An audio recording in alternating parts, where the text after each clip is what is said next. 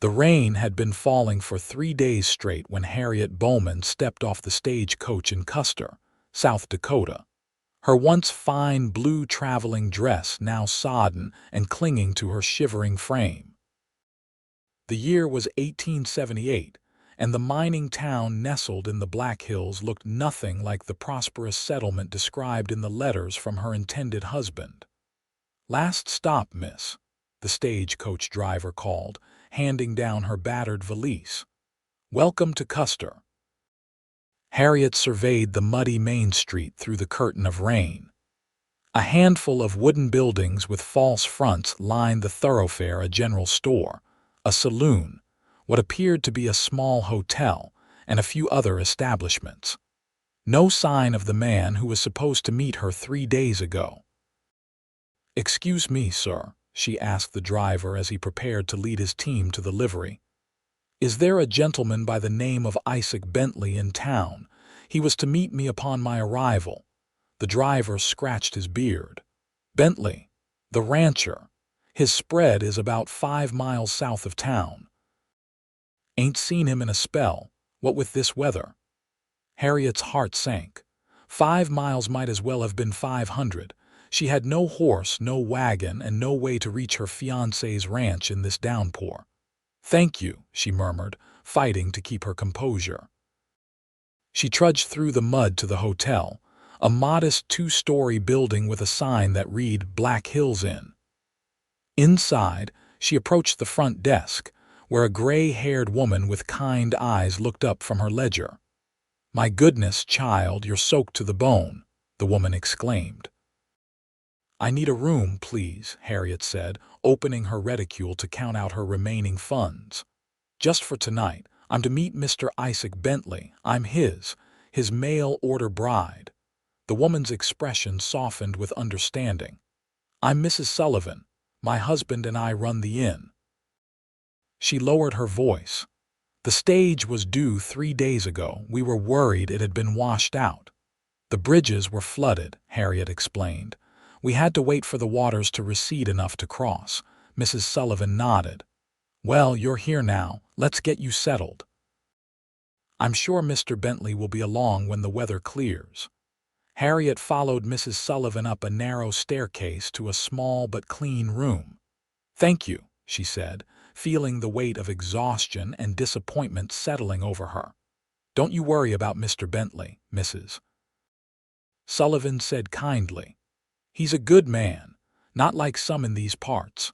After Mrs. Sullivan left, Harriet removed her wet clothing and hung it by the small stove in the corner of the room. She put on her nightdress and sat on the edge of the bed, reading through Isaac Bentley's letters for what must have been the 100th time. They had exchanged correspondence for 6 months after she had responded to his advertisement in the Boston newspaper. He had written of his cattle ranch, of the beauty of the Black Hills, of his desire for a companion and wife to share his life. His words had painted a picture of stability and promise, everything that had been stripped from Harriet when her parents died and left her with nothing but debts. She had been working as a schoolteacher, barely making enough to support herself, when Isaac's advertisement had caught her eye. His letters had been respectful, intelligent, and had given her hope for a new beginning. Now, as thunder rolled across the sky outside her window, Harriet wondered if she had made a terrible mistake. The next morning, Harriet awoke to the continued sound of rain against the windowpane. She dressed in her second-best dress, the only other one she had packed that wasn't currently damp, and made her way downstairs. Mrs. Sullivan was serving breakfast to a handful of guests. "Good morning, Miss Bowman.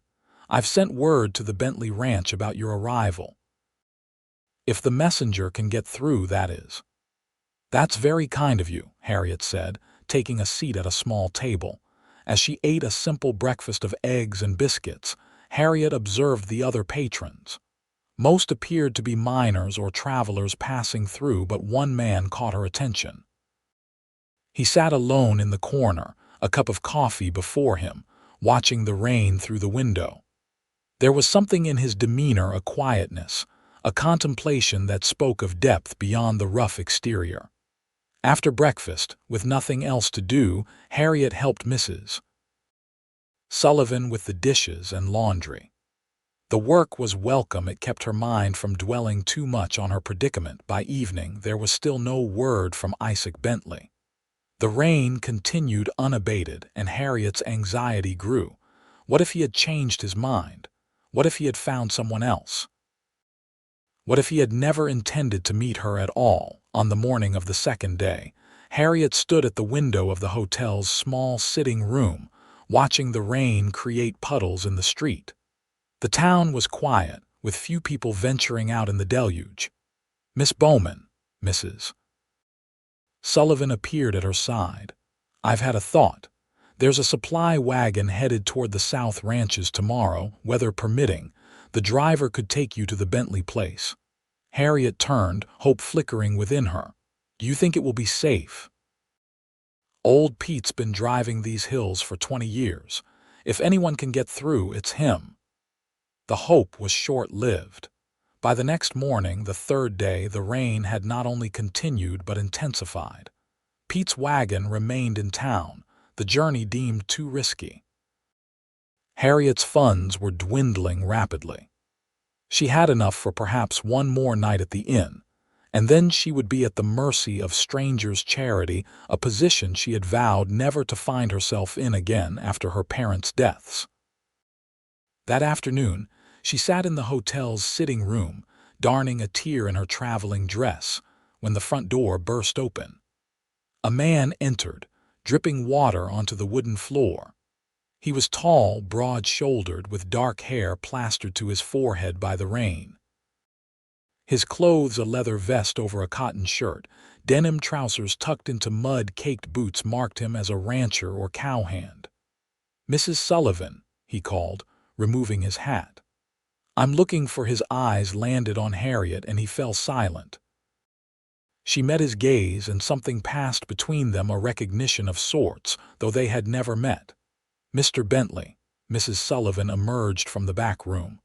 "Well, it's about time." The man, Isaac Bentley, couldn't seem to take his eyes off Harriet. "Miss Bowman?" he asked, his voice low and resonant. Harriet stood, smoothing her dress with trembling hands. "Mr. Bentley." He crossed the room in 3 long strides, stopping just before her. Up close, she could see his features clearly: strong jaw, straight nose, and eyes the color of the sea after a storm. He was younger than she had expected, perhaps 30, and undeniably handsome despite being soaked to the skin. "I'm sorry I made you wait," he said, the sincerity in his voice unmistakable. "The creek between my ranch and town flooded. I've been trying to reach you for 3 days." Relief flooded through Harriet. He hadn't abandoned her. He had been trying to reach her all along. "I understand," she said softly. The stagecoach was delayed as well. His gaze swept over her as if ensuring she was unharmed. "Are you all right? Have you been comfortable here, Mrs. Sullivan?" "Has been most kind." Isaac turned to the innkeeper. "Thank you for looking after Miss Bowman. I'll settle her bill." Mrs. Sullivan waved him off. "Already taken care of. Just get her home safe, Mr. Bentley." He nodded, then turned back to Harriet.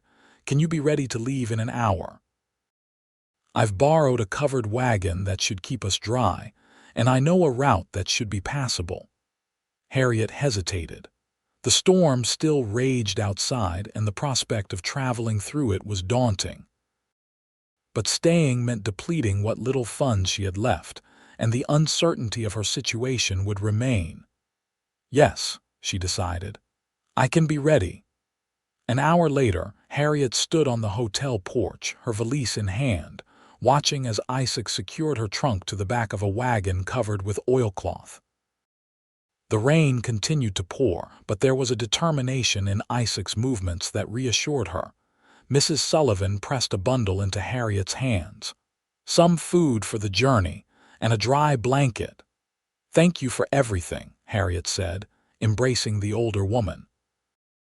Isaac helped Harriet into the wagon, his hand strong and steady around hers. The touch, brief as it was, sent an unexpected warmth through her despite the chill of the day. The journey was slow and treacherous. The wagon wheels sank into mud, and twice Isaac had to get down and push them free. The rain drummed a constant rhythm on the oilcloth above them, and the wind occasionally lifted the covering, sending sprays of water into the wagon. They spoke little at first, both focused on the difficult journey. But as they left the town behind and entered the rolling grasslands, Isaac began to point out landmarks obscured by the rain. "That's Harney Peak to the west," he said, gesturing toward a distant mountain shrouded in mist. "And over there, though you can't see it now, is where the forest begins. My land borders it to the east." Harriet tried to imagine the landscape in sunshine, green and gold beneath a blue sky. "It must be beautiful when it's not raining." "It is," Isaac agreed. "I've been here 7 years, and the beauty of this country still takes my breath away sometimes." "How did you come to settle here?" Harriet asked, genuinely curious. Isaac's hands tightened on the reins. "After the war I fought for the Union. I couldn't go back to Indiana. Too many memories. I worked my way west, cowboying on different ranches until I had enough saved to stake my own claim." "And now you have a ranch of your own," he nodded. 500 acres, 60 head of cattle, a good horse barn, and a house that needs a woman's touch." He glanced at her, then quickly away. "I hope you won't find it too rough. It's not Boston." "I didn't come west expecting Boston," Harriet said. "I came for a new beginning." The corner of his mouth lifted in a half-smile. "That's good to hear." As they traveled, the rain finally began to ease, though the sky remained leaden. Harriet used the opportunity to study her intended husband more closely. There was a steadiness to him, a quiet confidence that she found appealing. He handled the team of horses with skill, his strong hands gentle on the reins. "Tell me about your family," Isaac said after a while. "Your letters mentioned your parents had passed." "Yes, 3 years ago, influenza took them both within a week of each other. The pain of their loss had dulled with time, but speaking of them still brought a tightness to her chest. I was teaching at a girls' school in Boston when they died. I discovered afterward that my father had been in debt. The house and everything in it had to be sold." "I'm sorry," Isaac said, and she could tell he meant it. "That must have been difficult." "It was. I continued teaching, but the salary barely covered room and board." She hesitated. "When I saw your advertisement, it seemed like Providence." Isaac was quiet for a moment. "I want to be honest with you, Miss Bowman. My ranch is profitable but modest. We won't be living in luxury." "I don't require luxury, Mr. Bentley, just respect and partnership." He nodded, seeming pleased with her answer. "Please call me Isaac. Then you must call me Harriet." They exchanged a smile, and something shifted between them, a barrier lowering, a tentative trust beginning to form. As the afternoon wore on, the landscape changed. They passed through rolling hills dotted with pine trees, following what Isaac called a game trail to avoid the worst of the flooding. Finally, as the light began to fade, Isaac pointed ahead. "There it is, Bentley Ranch." Through the misty rain, Harriet could make out a substantial log house with a wide porch, a large barn, and several outbuildings. Smoke curled from the chimney and warm light spilled from the windows. It looked solid, well-built, and inviting, a true home. "It's lovely," she said, and meant it. Isaac's expression softened with pride. "I built most of it myself. The original cabin was just one room. I've added to it every year." As they approached, a figure emerged from the barn, a young man of perhaps 17 or 18, who waved enthusiastically. "That's Henry, my ranch hand," Isaac explained. "He lives in a room above the barn. There's also Mrs. Cooper, who comes from town 3 times a week to help with cooking and cleaning, but she wouldn't have made it out in this weather." Henry hurried to help with the horses as Isaac assisted Harriet down from the wagon. Her legs were stiff from the long journey and she stumbled slightly. Isaac caught her, his hand strong at her waist. For a moment they stood close, his gaze holding hers. "Welcome home, Harriet," he said softly. Inside, the house was clean and well-ordered, if sparsely furnished. The main room combined a sitting area with a dining table and a kitchen. A stone fireplace dominated one wall, a cheerful fire crackling within it. "I know it's not what you're used to," Isaac said, watching her reaction carefully. Harriet turned in a slow circle, taking it all in. "It's a fine home, Isaac." Relief crossed his features. "There are 2 bedrooms, mine, ours, and a smaller one I use as an office. I can sleep there until after the wedding." The mention of the wedding brought a flush to Harriet's cheeks. In the correspondence, they had agreed to marry soon after her arrival, but neither had specified exactly when.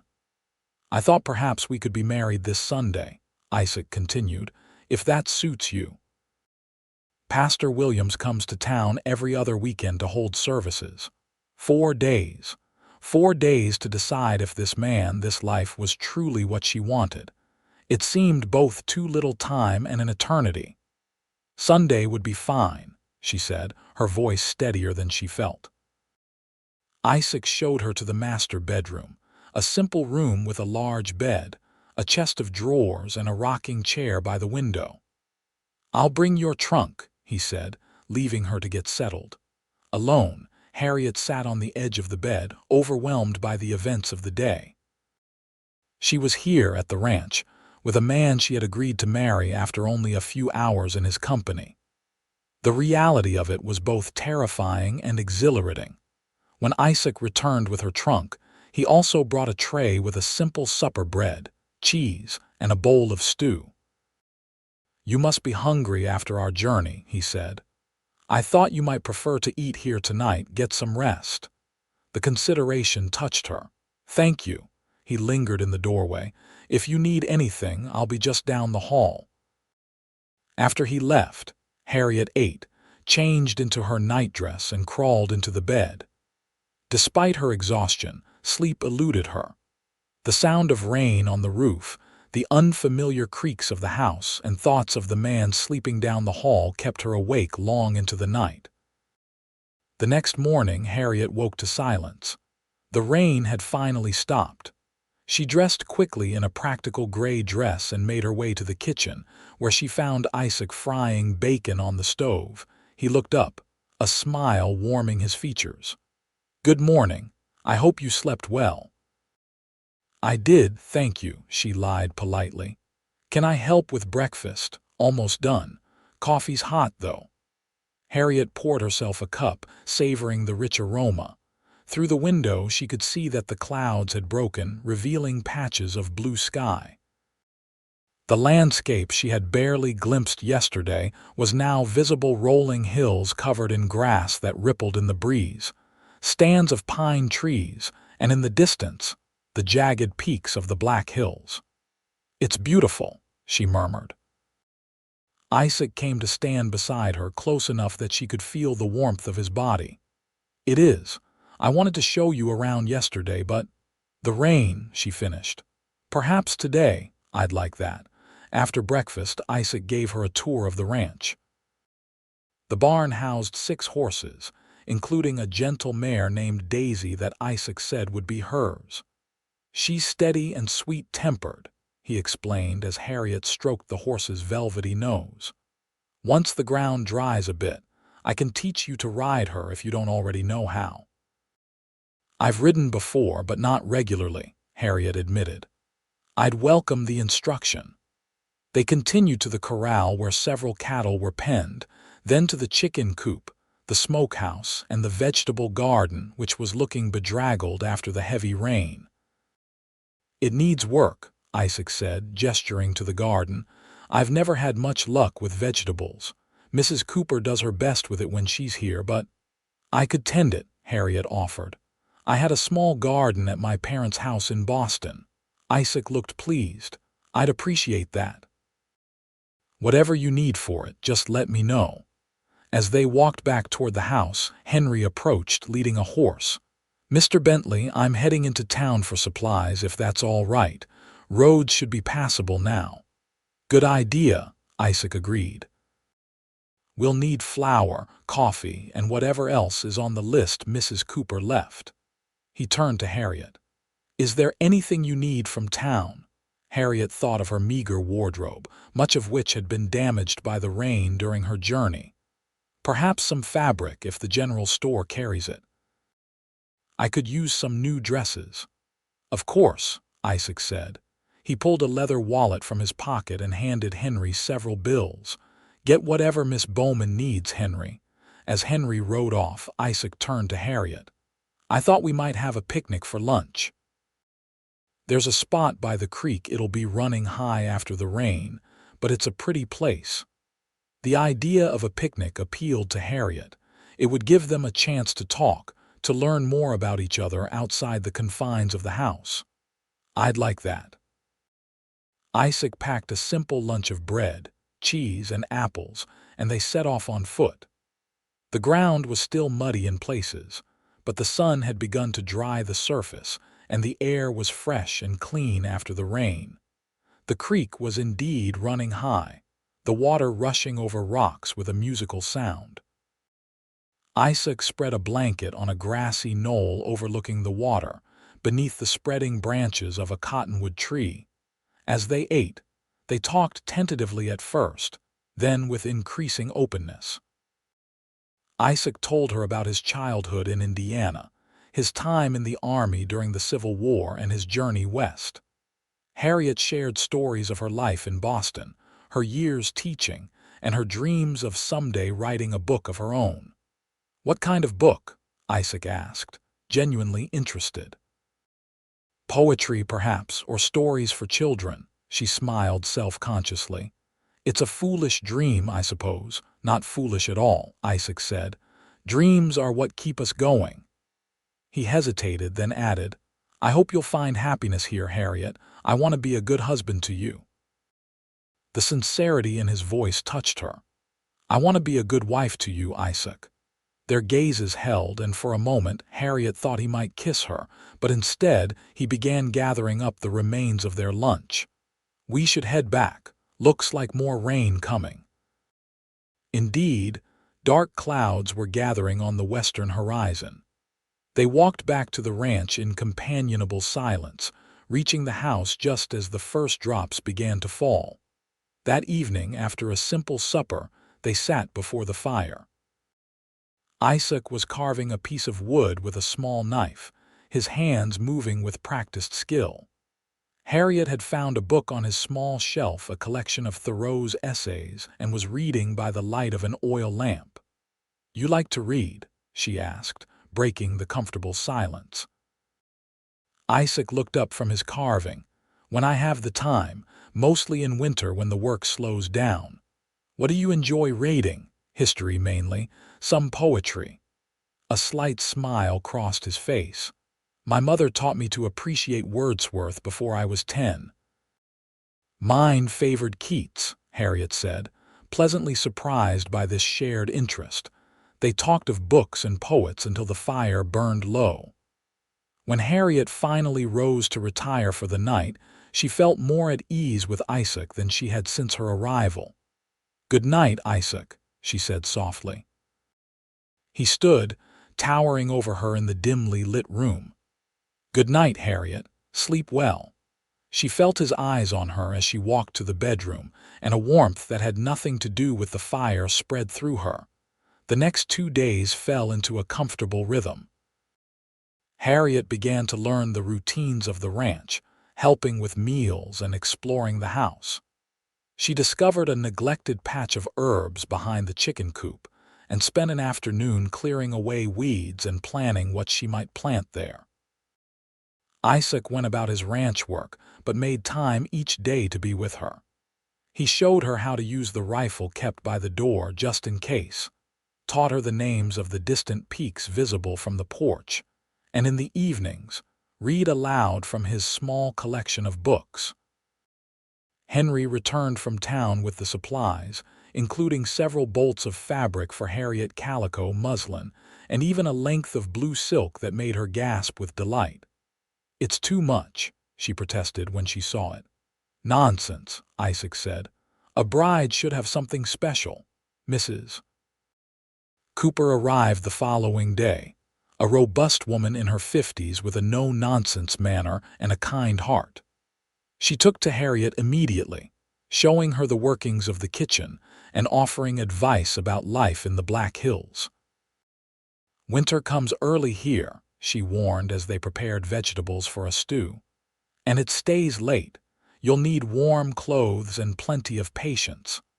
"I'm used to Boston winters," Harriet assured her. Mrs. Cooper laughed. "Boston's got nothing on Dakota winters, my dear. But you seem a sensible sort. You'll manage." That evening, the eve of their wedding, Isaac and Harriet sat on the porch, watching the sunset paint the hills in gold and crimson. The air was cool but pleasant, with a gentle breeze carrying the scent of pine and wildflowers. "Are you nervous?" Isaac asked quietly. "About tomorrow," Harriet considered the question. "A little," she admitted, "but not afraid. I want you to know something."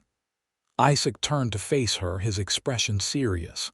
"I know our arrangement is unconventional, but I hope in time we might build something real between us, something based on respect and perhaps affection." The sincerity in his voice moved her. "I hope for that too, Isaac." He reached out slowly, taking her hand in his.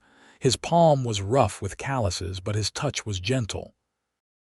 "I promise to be a good husband to you, Harriet, to protect you and provide for you, and to try every day to make you happy you came here." Harriet's heart quickened. "And I promise to be a good wife, to make a home with you, to support you, and to be your partner in all things." They sat in silence for a long moment, hands still joined. Then, with a tenderness that took her breath away, Isaac raised her hand to his lips and kissed it softly. "Until tomorrow, then," he murmured. Sunday dawned bright and clear, as if the heavens had washed away the rain to bless their union. Mrs. Cooper helped Harriet prepare for the wedding, assisting her with the blue silk dress she had hastily sewn over the past 2 days. "You look beautiful, my dear," the older woman said, adjusting the lace collar. "Mr. Bentley won't know what hit him." Harriet blushed, studying her reflection in the small mirror. The dress was simple but elegant, the blue silk bringing out the color of her eyes. She had arranged her honey-brown hair in a simple updo, with a few curls framing her face. "Thank you for your help, Mrs. Cooper. It's my pleasure. Now let's not keep them waiting." They traveled to Custer in Isaac's wagon, with Henry driving a second wagon behind them. The town looked transformed in the sunlight. The muddy streets were drying. Shopkeepers had opened their doors to the fresh air, and people nodded and smiled as they passed. The wedding was held in the town's small church, a simple wooden structure with a modest steeple. Pastor Williams, a tall man with kind eyes, greeted them warmly. "Mr. Bentley has been one of our most respected citizens since he settled here," he told Harriet. "You're a fortunate young woman." "I believe I am," she replied, glancing at Isaac, who stood tall and proud in a new shirt and his best trousers, his dark hair neatly combed. The ceremony was brief but meaningful. They exchanged vows before a small gathering. Mrs. Sullivan from the hotel, Henry, Mrs. Cooper, and a few townspeople who had come to witness the event. When Pastor Williams pronounced them husband and wife, Isaac leaned down and kissed her gently on the lips, their first kiss, sweet and full of promise. Afterward, there was a small celebration at the hotel, where Mrs. Sullivan had prepared a special meal. Harriet was touched by the community's warmth and acceptance. These people had known Isaac for years, trusted him, respected him. Their approval reinforced her growing belief that she had made the right decision in coming west. As the afternoon waned, Isaac leaned close to her. Ready to go home, Mrs. Bentley? The new name sent a thrill through her. Yes, I am. The journey back to the ranch was quiet, both of them lost in thought. The knowledge of what awaited them their first night as husband and wife hung between them, creating a tension that was both exciting and nerve-wracking. When they arrived, Isaac helped her down from the wagon, then surprised her by sweeping her into his arms. "What are you doing?" She gasped, laughing despite her nervousness. "Carrying my bride over the threshold," he said, a smile in his voice. "It's tradition." He carried her into the house, setting her down gently in the main room which had been transformed. Fresh flowers adorned the table, a new quilt hung over the back of the rocking chair, and the fire in the hearth cast a warm, golden glow over everything. "Mrs. Cooper's doing," Isaac explained, seeing her surprise. "She wanted our first night home to be special." Harriet felt a rush of gratitude for the older woman's thoughtfulness. "It's lovely." They stood facing each other, the moment stretching between them. Then Isaac stepped forward, closing the distance between them. His hands came up to frame her face, gentle and reverent. "Harriet," he whispered, his voice husky. "My wife." When he kissed her this time, it was different from the chaste kiss they had shared in the church. This was a man kissing his wife, deep and passionate, and Harriet responded with a fervor that surprised them both. Later, as they lay in the darkness of their bedroom, Harriet's head resting on Isaac's chest, she felt a contentment she had not expected. Her journey west had been fraught with uncertainty and hardship, but in this man's arms, she had found something precious, the beginning of love. "What are you thinking?" Isaac asked, his fingers tracing lazy patterns on her bare shoulder. "That I'm glad I waited those 3 days in the rain," she answered truthfully. He tightened his arms around her. "I'll spend a lifetime making up for those 3 days, Harriet. I promise you that." As summer gave way to autumn, Harriet and Isaac settled into married life. The ranch demanded constant work, but they tackled it together. Harriet learned to ride Daisy with confidence, often accompanying Isaac as he checked on the cattle in the far pastures. She tended the garden, putting up preserves for the winter, and transformed the house with small touches: curtains at the windows, a braided rug before the hearth, wildflowers in jars on the table. In the evenings, they would sit on the porch, watching the sunset, or before the fire if the weather was cool. Sometimes Isaac would read aloud while Harriet sewed, or they would simply talk, sharing thoughts and dreams. Physical intimacy, initially approached with shyness on both sides, blossomed into a passionate aspect of their relationship. Harriet discovered a side of herself she hadn't known existed: bold, desiring, and uninhibited in the privacy of their bedroom. One crisp October morning, as golden leaves drifted from the cottonwood trees, Harriet awoke with a feeling of nausea. She barely made it outside before emptying her stomach in the yard. Isaac found her there, pale and shaky. "Harriet, are you ill?" She straightened, a tremulous smile forming despite her discomfort. "I don't think so. I believe I'm with child." Joy spread across Isaac's face, followed quickly by concern. "Are you certain? How do you feel?" "Just a little queasy. My mother said she was the same way with me." Isaac wrapped his arms around her, holding her as if she were made of the most delicate porcelain. "A baby," he whispered against her hair. "Our baby." The pregnancy brought changes to their routine. Isaac became protective, insisting on taking over some of Harriet's chores despite her protests that she was perfectly capable. Mrs. Cooper increased her visits to 3 times a week, bringing herbal teas to settle Harriet's stomach and sharing wisdom about childbirth and infant care. As Harriet's belly swelled, so did her contentment with her new life. She wrote long letters to her former colleague at the Boston school, describing the beauty of the Black Hills, the challenges and joys of ranch life, and the deep affection she had developed for her husband. "I came west seeking security," she wrote, "but I have found so much more. I have found love, purpose, and the promise of family."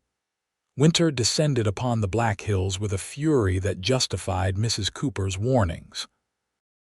Snow piled deep around the ranch house, and fierce winds howled down from the mountains. But inside, the Bentley home was warm and snug. Isaac had spent the autumn chopping and stacking firewood, and the pantry was well stocked with preserved fruits, vegetables, and meat. During the long winter evenings, Harriet began to write the children's stories she had dreamed of, tales of brave pioneer children and the animals of the Black Hills. Isaac listened attentively as she read them aloud, offering encouragement and suggestions. "You should send these to a publisher," he said one night after a particularly charming tale about a young girl who befriends a mountain lion. Harriet laughed. "Who would publish stories by a rancher's wife from Dakota Territory? Someone with sense," Isaac insisted. "Your stories have heart, Harriet. Children would love them." His belief in her was a gift she treasured.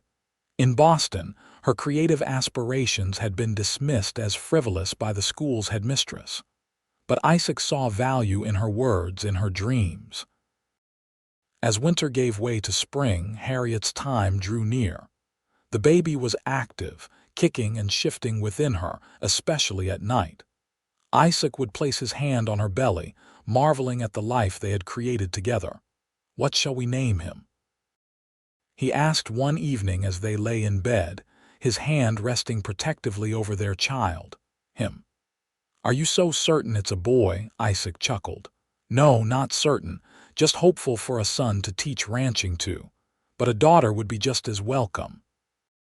"If it's a boy, I thought perhaps we might name him after your father." "William, wasn't it?" "William," Isaac repeated, looking touched. "I'd like that. And if it's a girl," Harriet considered, "perhaps Eleanor, after my mother." "William or Eleanor Bentley," Isaac said, testing the names. "Either way, he or she will be loved beyond measure." The baby came in late April, as wildflowers were beginning to carpet the hills. Harriet's labor began at dawn, and Mrs. Cooper was sent for immediately. By mid-afternoon, despite Harriet's exhaustion and pain, there was still no sign of the baby.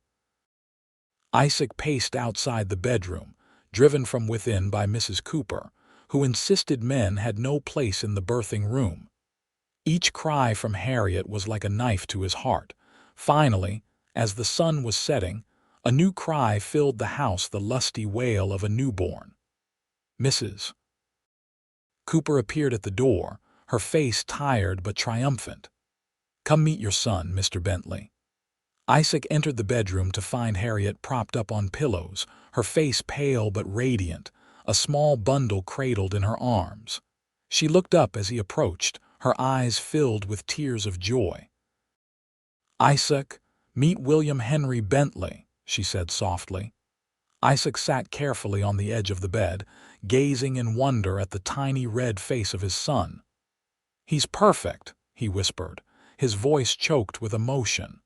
He leaned forward to place a gentle kiss on Harriet's forehead. "And you are extraordinary, my love." In the months that followed, the Bentley household adjusted to the presence of young William. He was a good-natured baby, with his father's dark hair and his mother's blue eyes. His arrival seemed to complete their family in a way neither had anticipated. The ranch prospered under their joint care. Isaac added 20 head of cattle to the herd, and Harriet's garden yielded bountifully. They built a small addition to the house, a nursery for William and any future siblings he might have. Harriet continued to write her stories, and with Isaac's encouragement, sent a collection to a publisher in Chicago. To her astonishment and delight, the publisher expressed interest, requesting more tales of the pioneer child and her mountain lion friend. "I told you they were good," Isaac said proudly when the letter arrived. Life fell into a rhythm dictated by the seasons, the needs of the ranch, and the growth of their son. William took his first steps on the porch where they had sat on the eve of their wedding. He spoke his first word hoarse, while Isaac was showing him the new foal born to Daisy, on the anniversary of Harriet's arrival in Custer. Isaac surprised her with a gift, a small writing desk placed by the window overlooking the creek. "For your stories," he explained as she ran her hands over the smooth oak surface. "Every writer needs a proper place to work." Harriet turned to him, eyes shining. "How did you manage this? It must have cost a fortune to ship furniture out here." "I made it," Isaac said, a hint of pride in his voice. "Been working on it in the barn when you were busy with William. Do you like it?" "I love it," she whispered, deeply touched by the thought and effort he had put into the gift. "And I love you, Isaac Bentley." He gathered her in his arms. "I love you too, Harriet Bentley, more with each passing day." As they stood together by the window, William toddling around their feet, Harriet reflected on the journey that had brought her to this moment. From the rain-soaked bride waiting anxiously in a hotel to the confident wife, mother, and soon-to-be-published author she had become. It was a transformation she could never have imagined when she first responded to Isaac's advertisement. "What are you thinking?" Isaac asked, echoing the question he had posed on their wedding night. "That sometimes the best things in life come after wading through the rain," she replied, leaning into his embrace. The years passed, bringing changes both expected and surprising. William grew into a sturdy boy with his father's love of the land and his mother's love of stories. He was joined by a sister, Eleanor, when he was 3, and another brother, James, 2 years after that. Harriet's children's books found success, with a series of 6 published over the years, each featuring the adventures of a pioneer girl named Lucy and her unlikely animal friends. The income from her writing supplemented the ranch's earnings, allowing them to make improvements to the property and set aside savings for the children's education. Isaac expanded the ranch, eventually owning 1,000 acres and over 100 head of cattle. His reputation as a fair businessman and skilled rancher grew throughout the territory, and he was often asked to serve on local committees and councils. They faced challenges, of course. There was the drought of 1883 that threatened the herd, the winter of 1887, when temperatures dropped so low that wolves ventured close to the house in desperation, and the scarlet fever that nearly took Eleanor when she was 5. But through it all, they faced life's trials together, their partnership strengthening with each obstacle overcome. The love that had begun tentatively in those early days deepened and matured, becoming the foundation upon which their life was built. One summer evening, as they sat on the porch watching their children play in the yard, Isaac took Harriet's hand in his. "You ever regret it?" he asked quietly. "Coming west? Marrying a stranger?" Harriet looked at him, this man who had been her husband for over a decade now. The years had added lines around his eyes and a touch of gray at his temples, but to her he was more handsome than ever. "Never," she said firmly. "Not for a single moment. Even when you were waiting in the rain for 3 days," she laughed. "Even then. Though I admit, I was having some doubts by the 3rd day." Isaac's expression grew serious. "When I saw you sitting there in the hotel, looking so brave despite everything you'd been through, I knew I was the luckiest man in Dakota territory. And I knew, when you said you were sorry for making me wait, that you were a man of integrity and kindness, the kind of man I could build a life with." They sat in companionable silence, watching the sunset paint the sky in shades of orange and purple. Their 3 children chased fireflies in the gathering dusk, their laughter a melody sweeter than any music. "We've built a good life, haven't we?" Isaac said, his voice full of quiet satisfaction. Harriet squeezed his hand. "The best life I could have imagined." And as twilight settled over Bentley Ranch, Harriet reflected on the journey that had brought them to this moment, a journey that had begun in rain and uncertainty, but had led to sunshine and the deepest kind of love. It was a story better than any she could have written, a love more fulfilling than any she could have dreamed of when she stepped off that stagecoach into the pouring rain. It was their story, and it was still being written, one day, one season, 1 year at a time. As William approached his 15th birthday, he began to take on more responsibilities around the ranch. Tall and strong like his father, he had a natural way with the cattle and horses. Eleanor, now 12, had inherited her mother's love of words and spent hours reading and writing her own stories. 10-year-old James was quieter than his siblings, with a talent for drawing and an eye for detail that amazed his parents. In the spring of 1895, Isaac and Harriet celebrated their 20th wedding anniversary. The children planned a surprise party, inviting neighbors and friends from miles around. Mrs. Cooper, now in her 70s but still spry, baked a cake decorated with wildflowers from the hills. 20 years, Isaac marveled as they danced under lanterns strung in the yard. "It seems like yesterday that you stepped off that stagecoach, and it seems like forever," Harriet replied, in the best possible way. That summer brought exciting news. Harriet's publisher had arranged for her to travel to Chicago for a series of readings from her newest book. It would be her first trip east since coming to Dakota Territory. "You should go," Isaac insisted when she hesitated. "The children and I will manage the ranch. This is a wonderful opportunity for you." "I'd rather you came with me," Harriet said. "We could make it a second honeymoon of sorts." And so, in September, they left the ranch in the capable hands of William and their longtime foreman, a man named Thomas who had joined them 10 years earlier. Eleanor and James stayed with Mrs. Cooper in town, excited for the adventure of town life for a few weeks. Chicago was a revelation, a bustling, modern city so different from the Black Hills that it might as well have been another world. Harriet's readings were well attended, with mothers bringing children who had grown up loving the stories of Lucy and her animal friends. Isaac watched with pride as his wife charmed audiences with her warmth and wit.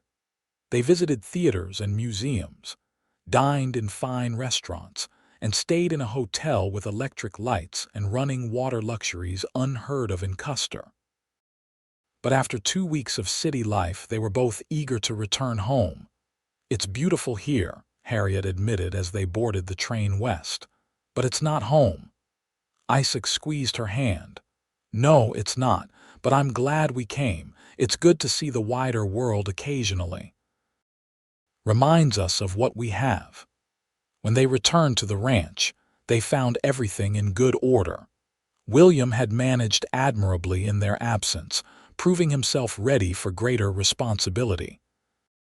That winter, Isaac began teaching him the business side of ranching, keeping the books, negotiating prices, planning for the future. "He'll make a fine rancher someday," Isaac told Harriet one evening as they prepared for bed. "Yes, he will," she agreed. "And Eleanor shows promise as a writer. Her teacher says her compositions are extraordinary for her age. And James has the makings of an artist. Did you see the drawing he made of the Eastern Ridge? It's remarkably accurate." They smiled at each other, proud of the children they had raised. Their family was thriving, their ranch prosperous, their love as strong as ever. The turn of the century brought changes to the Black Hills. The railroad had reached Custer, bringing more settlers and businesses. The town had grown with a proper school, a bank, and even a small hospital. The days of the true Wild West were fading, replaced by the beginnings of modern amenities. Isaac and Harriet embraced some changes while holding fast to traditions that mattered. They added indoor plumbing to the ranch house, but continued to gather around the fireplace in the evenings, telling stories and making music on the piano Isaac had surprised Harriet with on her 40th birthday. William, now 21, had taken over much of the day-to-day management of the ranch. He had his father's head for business and had introduced new breeding techniques that improved their herd. He had also begun courting the daughter of a neighboring rancher, a spirited young woman named Catherine, who reminded Harriet a bit of herself at that age. Eleanor, at 18, had been accepted to a women's college in Denver, where she planned to study literature and journalism. Her departure would be difficult the first time one of their children would be truly away from home, but Harriet and Isaac supported her dreams. James, 16 and still growing, had discovered a passion for geology. He spent hours exploring the hills, collecting specimens and making detailed drawings of rock formations. A teacher in town had suggested he might have a future in mining engineering or natural science. One summer evening, as Harriet and Isaac sat on the porch watching the sunset, a ritual they had maintained throughout their marriage, William approached with Catherine by his side. "Pa, Ma," he said, his voice deep but tinged with nervousness. "Catherine and I have something to tell you." Isaac and Harriet exchanged a knowing glance. They had suspected this was coming. "We're engaged," William announced, his arm around Catherine's waist. "I've asked Mr. Turner for Catherine's hand and he's given his blessing. We'd like to be married this autumn before the winter sets in." Harriet rose to embrace them both. "We couldn't be happier for you." Isaac stood and clapped his son on the shoulder. "Congratulations, son. Catherine, welcome to the family." Later, after the young couple had left to share their news with Eleanor and James, Harriet and Isaac remained on the porch, contemplating this new chapter in their family's life. "Our son getting married," Isaac mused. "It hardly seems possible." "I was thinking the same about sending Eleanor to college," Harriet said. "Where did the years go?" Isaac put his arm around her, drawing her close. "They've been good years, Harriet. The best of my life." "Mine too," she agreed, resting her head on his shoulder. As the first stars appeared in the darkening sky, they sat in comfortable silence. Two people who had built a life together from the most unlikely of beginnings, a mail-order bride who had waited 3 days in the rain, and a cowboy who had apologized for making her wait. Their love story, begun in uncertainty, and fostered through years of joy and hardship, partnership and passion, had become the cornerstone of a family legacy that would continue long after them. It was a testament to the power of taking chances, of opening one's heart, of building something lasting and beautiful together. And though neither knew what the future would bring, they faced it as they had faced everything since that rainy day in Custer together, hand in hand, with faith in each other and in the life they had created. As the new century unfolded, bringing with it automobiles, telephones, and eventually the Great War, Isaac and Harriet Bentley remained steadfast in their love for each other and for the land they had nurtured together. Their ranch grew and prospered. Their children pursued their various paths, and grandchildren came along to delight their later years. William and Catherine took over the main ranch house when they started their family, building a smaller, comfortable cottage for Isaac and Harriet nearby. The arrangement suited everyone. Isaac and Harriet had their own space, but remained integral to ranch operations and family life. Eleanor became a successful journalist, eventually returning to the Black Hills to start a regional magazine that celebrated the history and culture of the territory. She married a professor she had met at college, and they settled in Rapid City, close enough for frequent visits. James surprised everyone by joining the Army during the Great War, serving as a cartographer due to his artistic skills and knowledge of terrain. He returned home safely, to his parents' immense relief, and used his GI benefits to study geology at the Colorado School of Mines. He later discovered a significant gold deposit in the Black Hills, providing financial security for the entire family. Through it all, Isaac and Harriet's relationship remained the heart of the family. Their children and grandchildren grew up hearing the story of how they met the mail-order bride who waited 3 days in the rain, and the cowboy who apologized for making her wait. It became family lore, a romantic tale that set the standard for love and commitment. On their 50th wedding anniversary, surrounded by 3 generations of family, Isaac took Harriet's hand, just as he had on their wedding day. "I'm still sorry I made you wait," he said with a twinkle in his eye. Harriet laughed, the sound as youthful and joyous as ever despite her 70 years. "And I'm still glad I waited." Their eyes met in perfect understanding, a lifetime of shared experiences reflected in that single glance. They had weathered storms both literal and figurative. They had known grief and joy, hardship and prosperity. They had raised children, welcomed grandchildren, and created a legacy that would endure long after they were gone. But most importantly, they had loved each other fully and completely, their initial arrangement blossoming into a bond stronger than either could have imagined on that rainy day in Custer, so many years ago. As twilight descended over the Bentley ranch, casting long shadows across the land they had tended together, Isaac and Harriet stood hand in hand on the porch of their cottage. The hills around them were unchanged despite the passing decades, eternal, steadfast, a reflection of their enduring love. "We've had a good life, haven't we?" Isaac asked, echoing the question he had posed so many years before. Harriet squeezed his hand, her answer the same as it had always been. "The very best life I could have imagined." And in that moment, surrounded by the beauty of the Black Hills and the love they had cultivated over half a century, they knew with absolute certainty that some things were worth waiting for even 3 days in the rain.